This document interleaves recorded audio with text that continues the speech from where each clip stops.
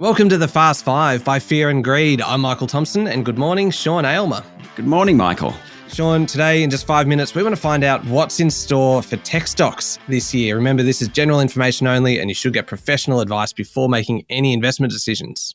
That's right. For investors, they're some of the most exciting companies on the bourse, but they can also be the most volatile. And last year, we saw some of the tech stocks really come off the boil. Elise Kennedy is the Vice President of Equity Research at Jarden. Elise, why is the tech sector so vulnerable to big swings?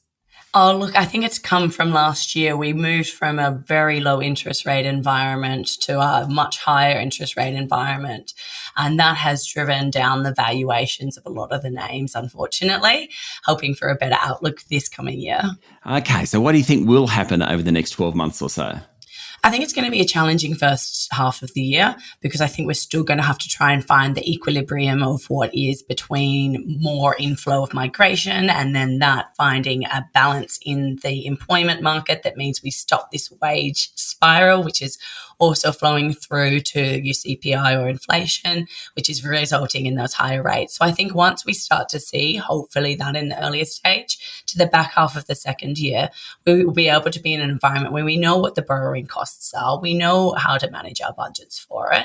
We perhaps stop some of that inflation coming through. And from there, we start to be able to plan the future a lot easier than perhaps we had to last year. Okay, so any particular stocks you're keeping a close watch on in the tech sector? Yeah, look, I think for me, one of the key ones I'm watching is SiteMinder. So that's in a accommodation software stock, which has been leveraged to the travel market, but it got really sold off in the tech market because it still loses cash. But as it keeps moving towards its fourth quarter FY24 target of being free cash flow positive.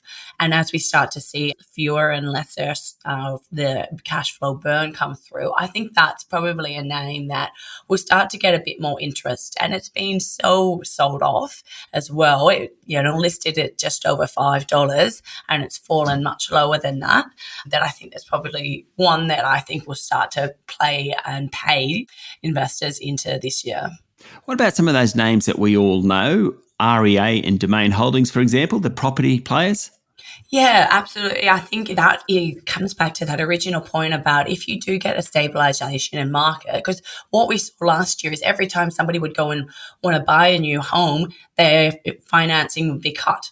And so it was really hard for them to know what their borrowing capacity was. A lot of them didn't come into the market or they thought house prices were going to fall more. And then that resulted in lower listings. Let's say we get that scenario where that stabilizes, and that enables people to be able to go in, bid more aggressively, as I said, know their cost of living, be able to manage that could result in a resumption of the listings volumes to the benefit of both REA and Domain. Another one, which is a top 30 company, most of us use it, believe it or not, but I reckon most people don't know anything about it, is WiseTech Global. What does it do first, and what do you think of that one?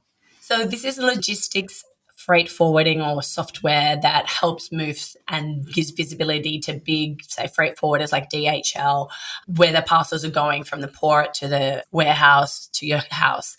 So what I think with them is trade volumes are likely to slow and have started to slow, as we saw at the start or end of last year.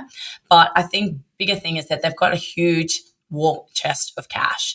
So what they're going to do with that remains to be seen. Can they get more cash from better margins?